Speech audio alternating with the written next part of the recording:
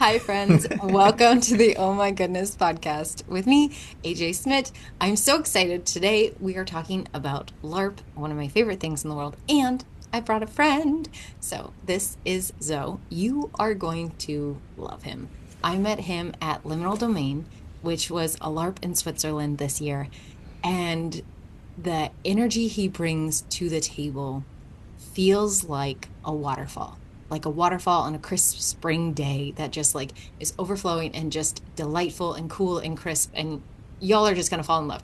So, Zoe, would you be willing also to introduce yourself or share kind of any fun tidbits that you want people to know? Sure, yeah. Hello, I'm Alonzo Martin Fraser. I go by Zoe commonly. Not even my parents call me my full name. It's just Zoe. So I'm always like, ooh, it's so easy to know my name is two letters, Z and O. Easy. I've been a longtime LARPer, a longtime player of tabletop role playing games. I love improv theater. And in the daytime, I do radio. I run a show in the mornings that services the Western Italy region. So that's pretty cool. But I'll be headed to the States soon enough where I get to go start a new life. I'll be getting into college and having a good time. So really happy to be here. Really happy to yap about my favorite subject on the planet, LARP. I love it. It's great. Yeah, just excited. Fabulous. Okay, so some people listening are like, what is LARP? AJ, I've heard you talk about this, or things like that, or like, is this the thing where people go around and hit each other with weapons, or this an emotional roller coaster? Is this like improv? So, without getting super technical, what would you say is LARP to somebody who has never heard the term or has heard it kind of used, but is like, I don't know. Yeah. What a great starting question. LARP stands for live action role playing. It is the art of playing pretend. And I think one of the most beautiful parts about it is that depending on who's putting it on and depending on what the goals are for the folks organizing it, it could look like one or many of those things. Sometimes you just want to be somebody that's hitting someone with a sword, and it can be as simple as that.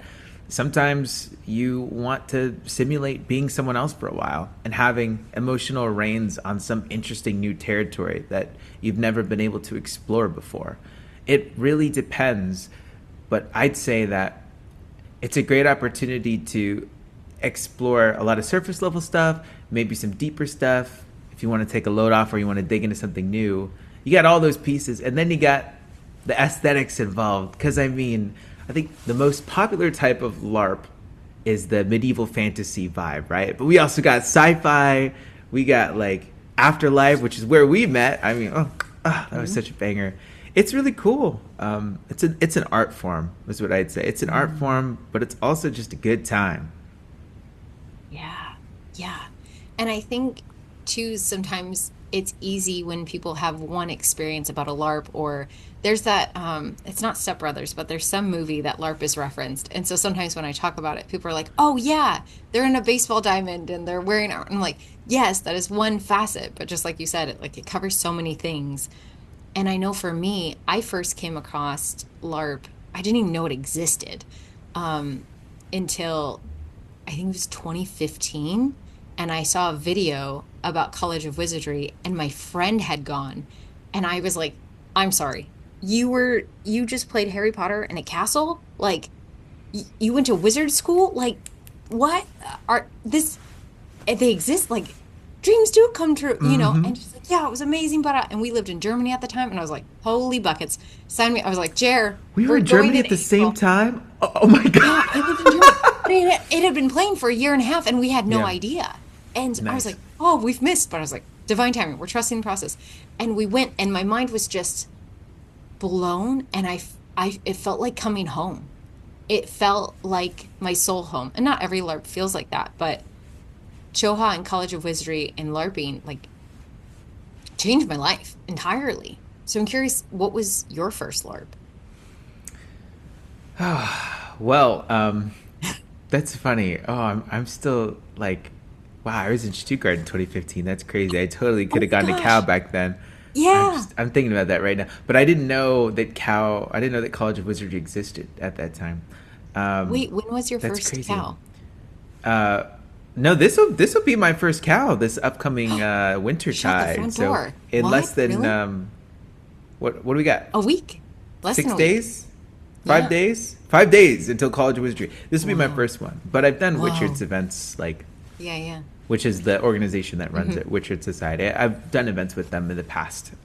Every single one except for College of Wizardry, which is really awkward. But I'm excited to get to see Choha Castle. We're gonna go pretend to be a wizard student. It'll be fun. I've been to that venue for other LARPs, Yeah. ironically, so that'd be cool. But my first LARP was Vampire the Masquerade. I found out about LARP because when I was a kid, my parents were busy. They're busy all the time, and sometimes when you're a kid and your parents are busy, you got to go to work with them. You know, make it work. It's summertime. You get summer vacation. Your parents do not get summer vacation. Shout out to all the adults. They got to work while their kids are off, and you got to figure it out, right? Um, well, my family was living near Camp Pendleton at the time, which is a military base in California. And over there, they have this little simulator that they do that is intended to legit train Marines to go deploy to Afghanistan. And it's this simulation where there's a fake Afghan town, and they hire people of that descent who speak that language to play these actors that are pretending to be locals as Marines are doing the various things that they may end up doing on deployment. There's a med bay where people have all these fake injuries and they'll be screaming like, "Oh, help me, please, my leg!" And obviously, you know, they're not actually injured, but they have all these high tech like prosthesis and Yeah. things like that, so they can simulate those injuries. You help them. I saw a lot of that. I was like, wow, people can play pretend as adults. That's amazing. I love that. I want to do more of that. Using YouTube University, I discover that LARPing is a thing. I'm like, wow, how can I get my hands on it? Um, so I was fiending for it for a really long time as this teenager, and the first LARP that I could get my hands on was Vampire the Masquerade.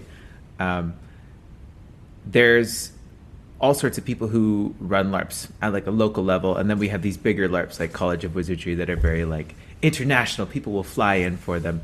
But back in the day, I mean, LARP's only been going on since the 1970s, but this was in the 2010s, and even like now, some of those local LARPs can be a lot smaller, a lot less well organized. You will enjoy them because of the people, or you won't, and the organization level may not be super awesome, or it'll be cool, whatever. I didn't have so many good experiences, so I tried a couple of those and was like, you know, something about this I do like. Something about this is great. I can't quite find what I'm looking for as I'm trying to pretend to be a vampire. Um, and then I tried Fest LARPs. Festival LARPs are LARPs where there's kind of a friendliness to it, right? You may or may not be like ready to be in character and pretend to be this other person. You won't have a character sheet or anything like that.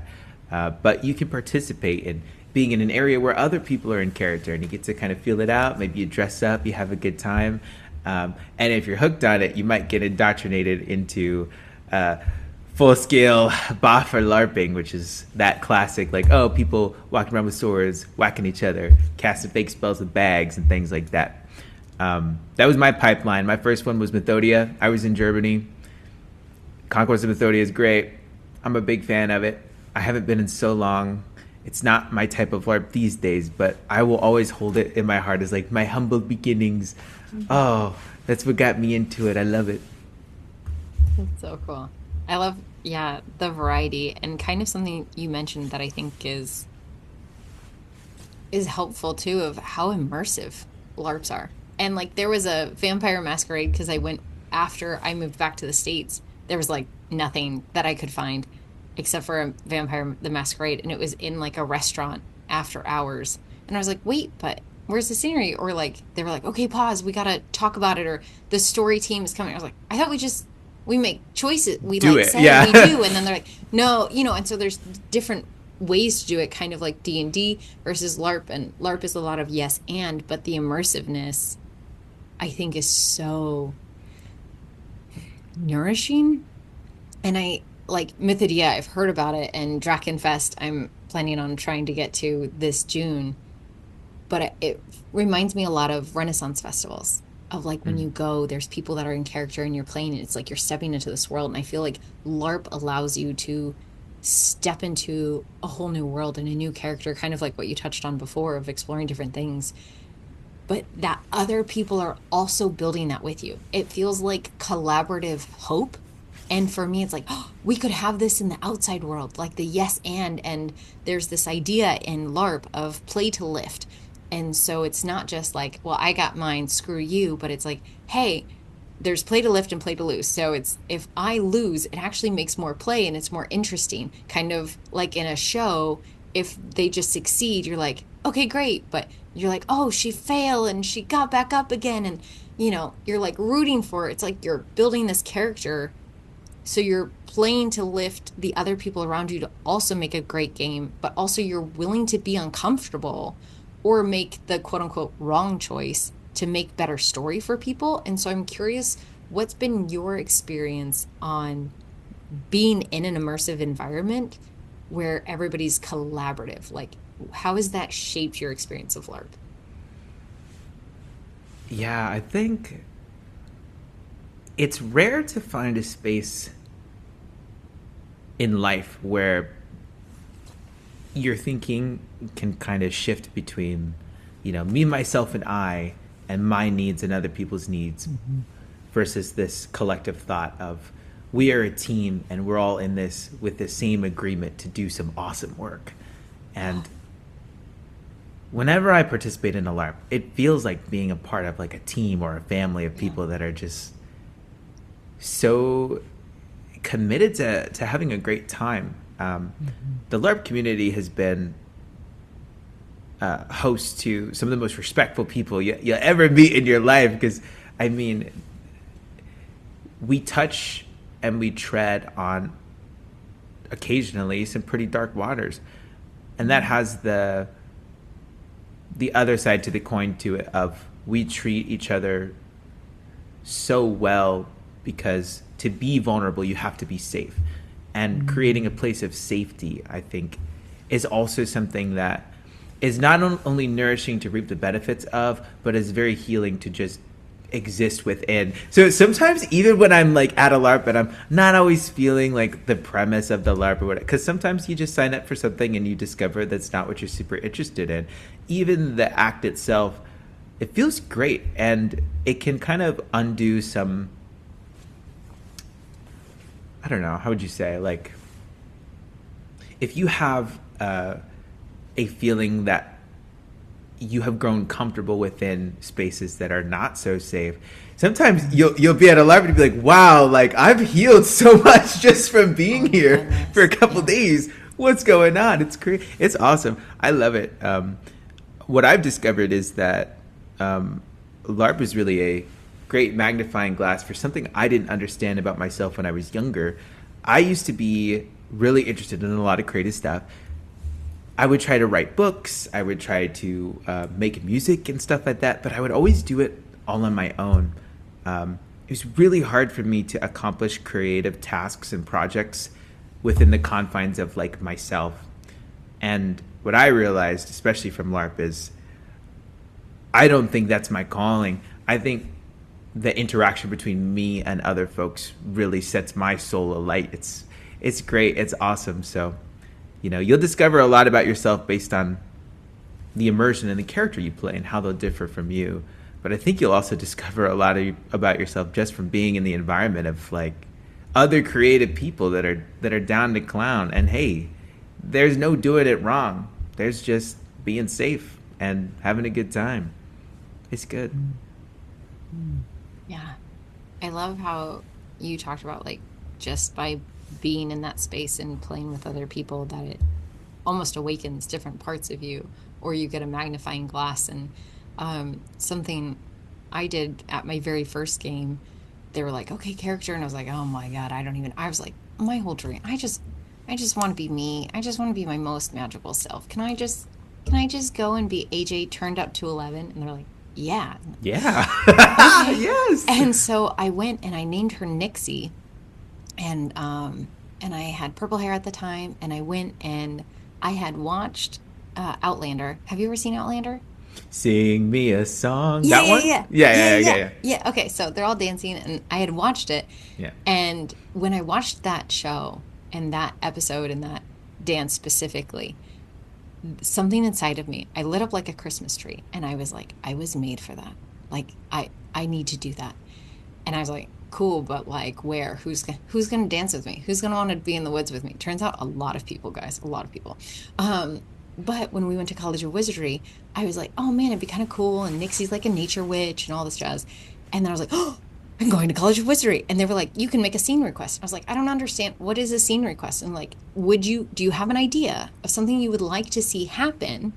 You can put in a scene if you've got an idea, and then we'll supply you a person. I'm like, so like theoretically, if I wanted to dance in the woods and have a fairy queen goddess come out and give me a blessing, and other people who wanted to dance with me, could we do that? And they're like, that sounds great. And I was like, are you for sure? Are you? Yeah, is this? Yeah, yeah. Is that is it? Mm-hmm, mm-hmm. Okay, so I need to bring a speaker. Like I was freaking out, and they're like, yeah, all good. Don't worry about it. I'm like, oh my God, oh my God, oh my God. And so I told people, and I choreographed a dance, a whole 9 yards. I was like, at the time I was still a Christian, but like at that time my faith was opening up and expanding, and the feminine had started kind of coming through. There was meditation, there was just different stuff, and I was like, and I also hadn't come out of the closet that I was bi to like my family, like my husband knew and some friends, but it was also this big like, do I belong in the circles that I'm in kind of thing. And so Yeah. being at Mm. College of Wizardry and being like, can the world handle me at my full self? Like, because I was doing the both worlds kind of thing. And at the LARP, I was like part Fae. And there was a class where the Fae or anybody of Fae descent had to take iron pills or silver pills. No, iron pills. And the werewolves had to take silver pills. And they were saying like Yeah. how they're less than. And then they were, it was a beastology lesson.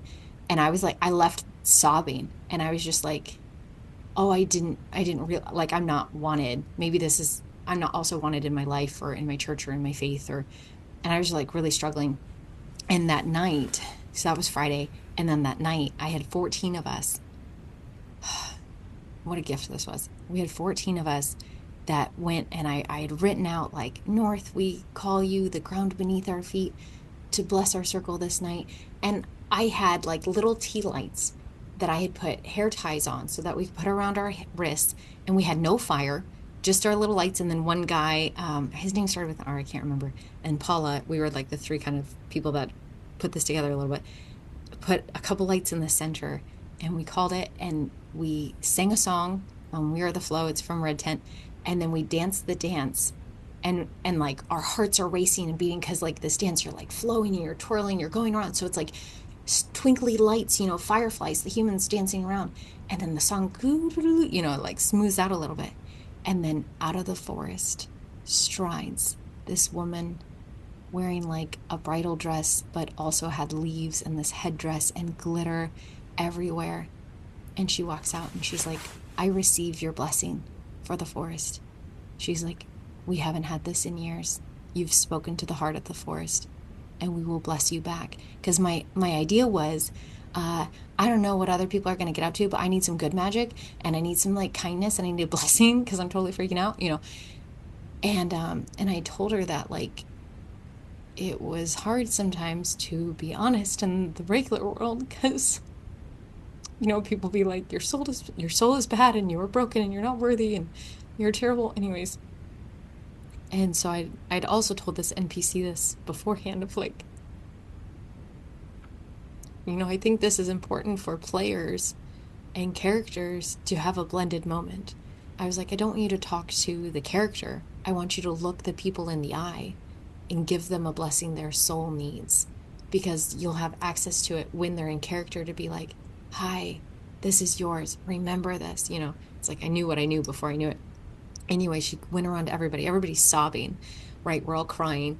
And she gave us all these little crystals. And then she came to me and she like moved her hand through my hair. And she was like, this is real. She's like, this, look around. She's like, this is your magic. You made this. She's like, magic is woven in your bones. She's like, always remember this. This is what happens when you trust your knowing. This, I am here because of you. They are here because of you. This is magic. You are magic. Remember, never forget. And she said some other words, but like, and then she gave us all a blessing and then she left and we were just sobbing and I was just sobbing. I mean, we were all a mess for like 30 minutes. We just out there in the Man. forest and it changed my life. I've never, there's a distinct before and after in my life. And I've ran that every time I've been back at College of Wizardry. And it's gone from 14 people to 30 people to 50 people to 90 people. I think we might have even had like 100 last time. We had to have 3 rows of dancing of because it was just the forest was the clearing. There wasn't enough room for people to dance in one circle. And last time we had 5 different fairies come out of the woods. And one time, Patrick, he at one of the games when I was a Leary, he was like, "Hey, I know you wanted a feminine, like a lady fae, because a lady blessing divine feels important for me for people to have." And he's like, "But we don't have any ladies." I was like, "I'm just gonna tell you now, you are handsome and great and snazzy, but we really need a lady." I was like, "I'm down to change," and he's like, "I do a great job too." And I was like, "I know you would." I'm like, "I mean, if I'm willing, could I have both? Both? Could I have a male and a like? Let's have both." And then they ended up being able to make that happen, and that was great because we had 50 people that time. And when I tell you, it was Oh. Shay.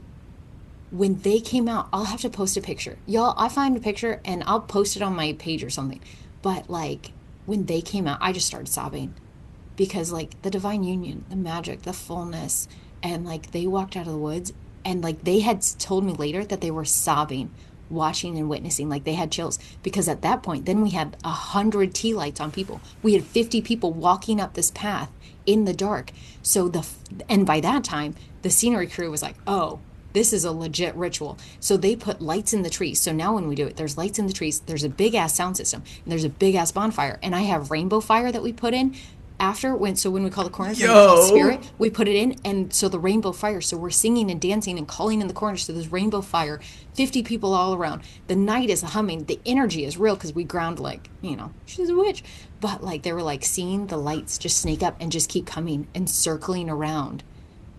And like I've had messages where people are like, "I have stayed alive because I listened to that song and I remember what the Fae Queen told me."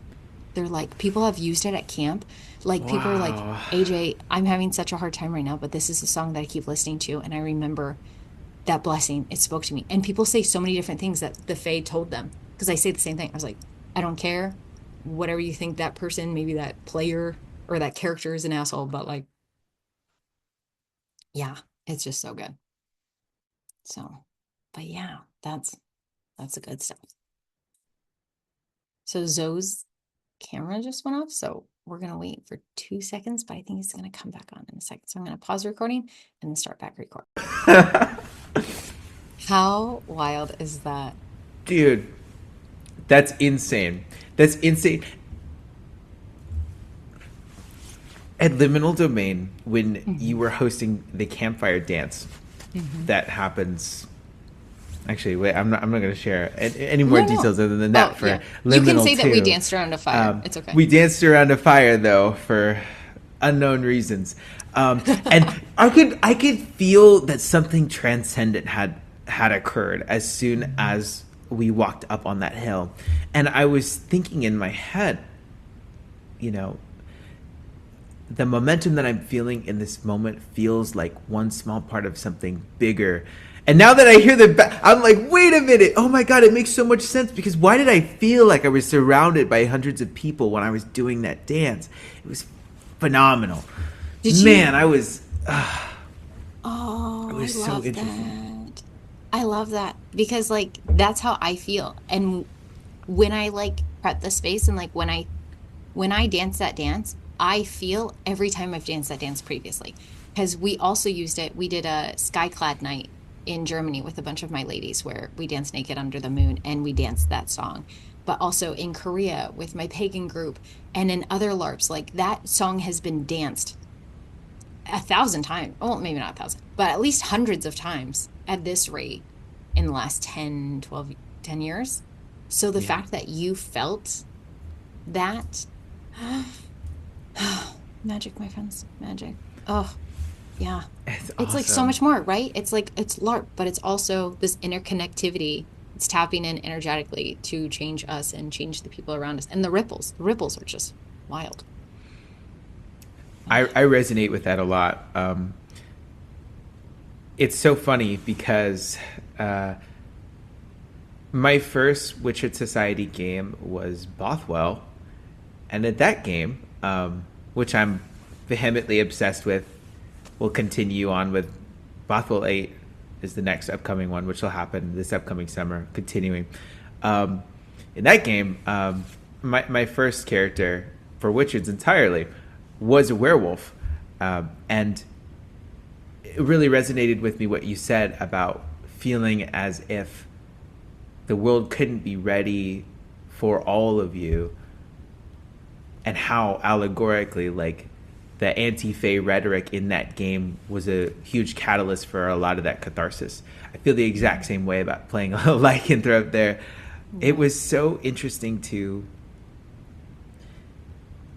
play a character who had the power to access so much light and also experience all of the pain that I would expect to receive of somebody who is like being their fullest self. It was so, I mean,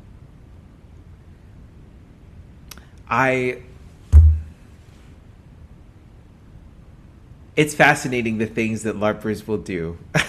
When I played that character, I was of the mindset of my coming out journey had happened when I was really young. And so like I've spent most of my life open about who I am. But that doesn't mean that there aren't these like invisible chains that exist because of these feelings about what type of behavior like I should expect, feelings about like needing to play it safe. I mean, for a long time, and even today, I still fight this voice that tells me you need to perform more than the people on your left or right to receive the same level of respect. Like there's all sorts of like invisible hangups. And I chose with my lycanthrope character to take it from like 0 to 100 and play a character that was proud of their identity on a very surface level way, but in every complex way, not so much. I mean, he was literally wearing like a silver chain around his neck and was taking silver pills and all sorts of stuff. And there was this incredible dichotomy of like, you know, sometimes the people who seem like they're confident in their identity can have these insane hangups that you'd never really know about unless you knew them like intimately. The idea that like somebody's people-pleasing behaviors can come directly from their identity and not from something that they held within them internally for some other reason. It was a really interesting game, and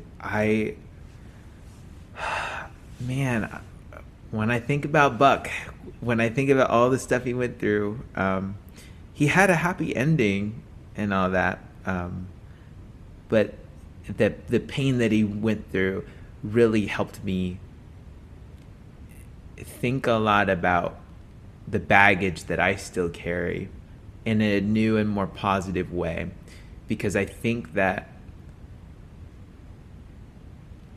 sometimes we have fears that we might call like silly or like immature, or we think we're above certain feelings, and it will actually prevent us from moving forward in life.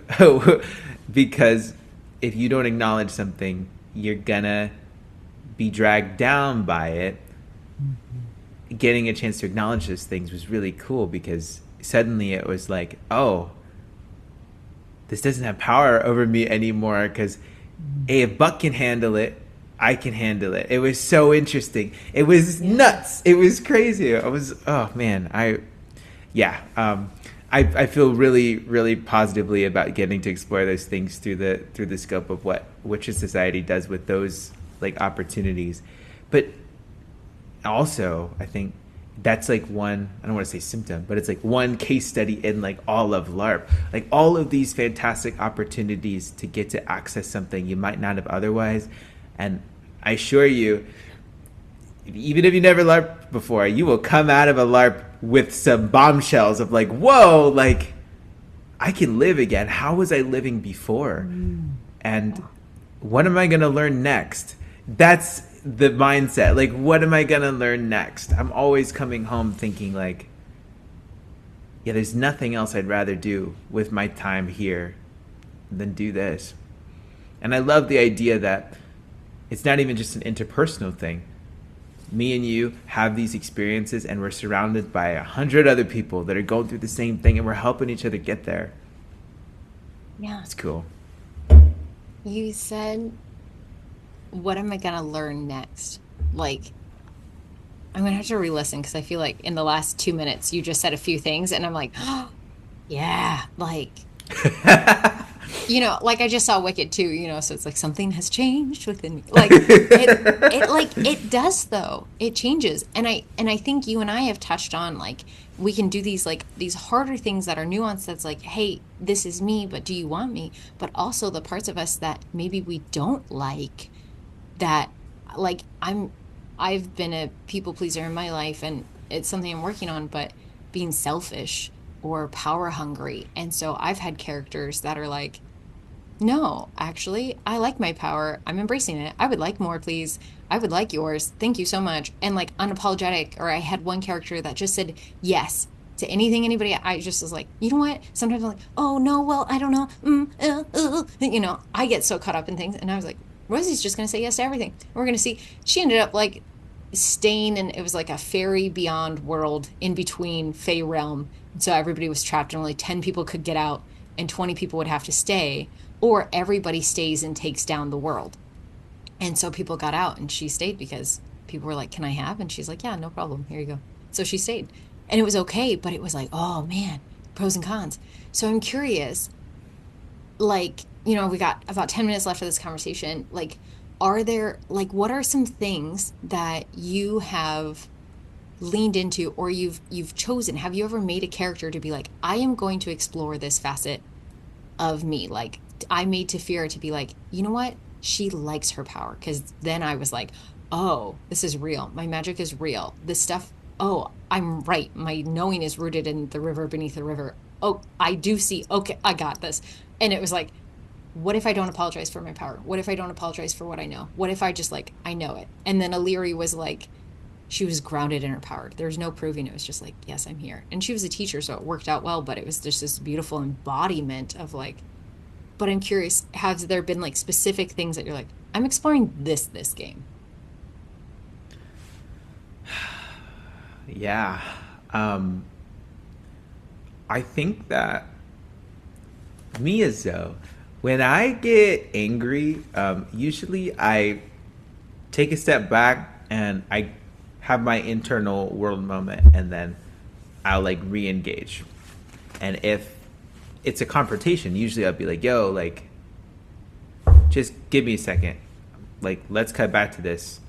I can't give you the business that I know that I want to, because I'm still wrapped up in it. And oftentimes it's like either I'm there or I'm not, and when I'm not there, that's the mechanism. It's the like, give me a second to gather my tools, and there's a part of me that's like always feeling like like maybe confrontation is the right thing here. Maybe it's okay to fly off the handle every once in a while. Like, why are you so scared of confrontation, Zoe? Like, that's the inner critic sometimes talking. And I think it really stems from some times in my life where I have had that moment. And that has kind of led to the self-correcting that I do today. Well, I was like, what if I played a character that always flew off the handle no matter what? And will that grant him good things, not so good things, a mix of the two that's just different from who I am? And among other negative traits, what I discovered was that Crucible, who was this like tough guy who used nothing but knives and was very keen on like getting in your face and like, he'll shank you. You can have his sword. It's all right. He'll get up close and personal and shank you out of spite. He was very much like willing to negotiate, but like if you poke the bear more than once after a verbal warning, he will just blow up on you. He'll like be angry. He'll be shouting. He'll be like, pick up your sword. Let's go. Come on. What are you scared of? You were talking all that shit before, like just immediate Yeah. escalation. And Yeah. it was so cathartic because I was feeling this power that I hadn't before. And then on the flip side, I was also feeling the, oh yeah, this is why Zoe doesn't do this. Because you got into so many situations that were just like horrible. Like, Oh did that man. need to go there? Like, we could have had the Mm. good ending, and here we are over in the real bad ending for pretty much everyone involved because it was more about ego than Mm. anything. And there's always been this strange relationship for me between like not tolerating behavior that I don't deserve and de-escalation.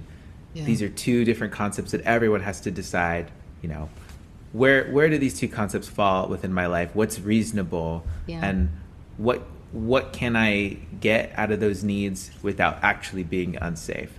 Um, you know what? I was unsafe when I was playing Crucible, and as it was kind of a vacation, low key. I was like, okay, ooh, wow, we're having a good time over here.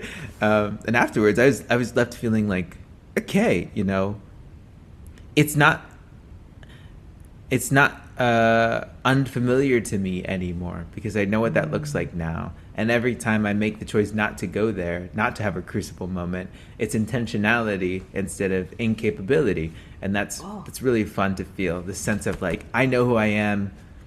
I'm more resolute in it than ever. I haven't been making the wrong choices on this one. I don't want to change who I am because that's not improvement. That's you know fantasy. That's like fantasy. Mm. Yeah, I was Mm. fantasizing of glamorizing something that wasn't a good thing to glamorize. Mm. Oh, intentionality over incapability. Oh, yeah. Yeah. And and this dovetails nicely into kind of something I wanted to sort of wrap up with. And also what you just said as like a mini side note is kind of how I feel about Barbara. At Women Talking I is love Barbara. for those who don't know, I think I talked about it in a past podcast. I was Barbara, I was a dragon, but she was like a flight attendant, kind of like, I don't know, puppy trainer, dominatrix, just a menace. She was a bitch. And but also she'd be like kind of encouraging, but in like a because you suck and you're terrible, but don't worry, I got you. It's okay. But remember, you're worthless. And Mm. yeah. And but I was like, damn. And people were like, holy shit. And like I made multiple people cry. And afterwards I was also like, this is why I choose joy, because me being resentful and bitter feels bad, but also like I cut like a knife at that game. And I was like, words have power. So like I'm using mine well. And I do like literally the opposite in my work. But I just like, yes to what you're saying of that intentionality of like, why are you doing it? Like, well, because I know, I know. Um, Yeah. but like that idea too of exploring our edges, but also just exploring in safe space. I know some people are like, oh, I have social anxiety, or like, oh, I don't know anybody who does LARP, or like, I don't have any friends. Hey, if we're at a LARP, we're always like, hey, come join the fun. We Like, gonna be friends. We yeah. gonna be friends. And also like I feel like the LARP world is so queer friendly and so neurodivergent friendly. Yeah. Yeah. Like I'd say like 75% of everyone is in one or both of those camps. And also, like, here's my thought, and then I'd love for you to share yours. We have to be willing to take the risk to try something new. And not everybody can always hold our hand through that. And it's going to be big and scary, but that doesn't mean it's scary bad. There's scary new and scary bad. And so I think being willing to be like, hey, I feel this nudge to try something new is worth doing. And you're going to be uncomfortable and it's going to be weird. And there's going to be parts that you're like, oh, I did that wrong. Or I feel, but like, that's okay. And it's part of the learning process. Like, it's okay to be nervous and try something new. So, like, what would you say to somebody who's like, oh, this has been an interesting conversation and something has like lit up in me. I think I want to explore this, but like, oh, I don't know. Well, I think what I'll say is oftentimes the opportunities that we have to get into LARP um, that are like within our reach are sometimes even scarier than the ones that are far away. Because if you, you know, are in Canada, for instance, Bicoline is pretty Yeah. big. It's a massive LARP that you can go to. Um, it will be really easy to get into, but way harder, not on a logistic level, but rather because a lot of people go to that event in groups, and there's a lot of pre-connections, and when you go alone you can feel like, whoa, am I the only one who doesn't know anybody? What's up? At the same time, the experiences that might be best for you are a little bit farther away. You might have to commit to a long distance to go drive somewhere that you've never been before and stuff to get a more intimate experience. I think that where you are is a great opportunity to get to do things you never would have otherwise. If there's a big old opportunity next to you that's scary, then your reason for doing it is it was the one that was close by, so I'm gonna give it a shot. That can also give you a sense of strength because you're like, hey, like, you know, here I am letting the circumstances of life put me in a position that I maybe never would have explored before. If you do that, I recommend that you are vocal about needing help or Yeah. feeling lonely or feeling like this is something new that you're trying, because you will be accommodated. I've never Hmm. been somewhere where people who are new at something were not accommodated when it came to LARP. Same. It's a Yeah. community full of people who are passionate and also want more people to come join in Hmm. the fun. Yeah. So there ain't no gatekeeper to this community. Wherever you go, you have a good time. If you want to shoot, a little email or something whenever you are planning on going somewhere, or on the Facebook group, and you're like, hey, you know, I'm going to this event. I just signed up for it. I don't know anybody here. Like, what's up? People will calibrate with you, which is our nomenclature for talking to you about how you want the experiences with other characters to go beforehand, before you get to the event. And you don't have to experience the emotions of doing this new thing um, alone once you've committed to it. The part that you Hmm. need to do alone is to answer the call and say, like, hey, I'm ready for adventure. And you'll be surprised who's ready to go adventuring with you once you get there. Yes. Oh my goodness. What such a perfect note to end on. That the only part you have to do alone is to say yes and sign up. And even that you can always call a buddy, but like, yeah, after that, you just speak up and people will rally. I love it. I love it. I love it. Thank you, Zoe, so much for coming on here. Friends, if you are interested in LARPing, if you're like, hey, I would like to know more, you can email me. LARP Haven is a Facebook group. I think there's like blockbuster LARPs around the world, across the globe or something. Oh, Is a Facebook Globetrotting group. LARPers, Globetrotting also, that one's LARPers. good. Yeah. So there's a couple, but like just Google LARP and you will be surprised at what's in your world. So thank you so, Yeah. so much for coming. And thank you, friends, for listening. Have a marvelous day and sing your soul song. Yay!